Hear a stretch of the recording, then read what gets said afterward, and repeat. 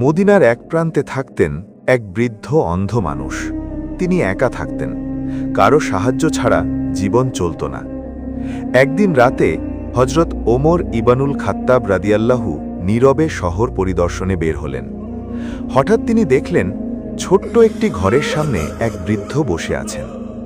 ওমর রাদিয়াল্লাহু কাছে গিয়ে জিজ্ঞেস করলেন, চাচা, আপনি এখানে একা বসে আছেন কেন? বৃদ্ধ দীর্ঘশ্বাস ফেলে বললেন, আমি অন্ধ, কাজ করতে পারি না। কেউ সাহায্য করলে খাই, না হলে না খেয়ে থাকি। এই কথা শুনে ওমর রাদিয়াল্লাহুর চোখ ভিজে উঠল। তিনি কিছু না বলে ফিরে গেলেন।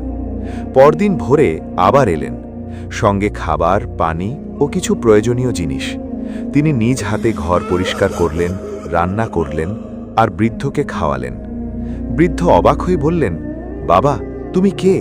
এত কষ্ট করে কেন করছো? ওমর রাদিয়াল্লাহু মৃদু হাসলেন, আমি শুধু একজন মুসলমান যে তার ভাইয়ের দায়িত্ব নিতে চায়। বৃদ্ধ জানতেন না, যিনি তাকে সাহায্য করছেন তিনি পুরো মুসলিম উম্মার খলিফা। বছরের পর বছর তিনি নীরবে সেই বৃদ্ধের সেবা করে গেছেন। কেউ জানত না, শুধু আল্লাহ জানতেন। শিক্ষা: সত্যিকারের মহান মানুষ নিজেকে বড় মনে করেন না। গোপন সেবা সবচেয়ে উত্তম আমল। ক্ষমতা নয়, চরিত্রই মানুষকে মহান করে।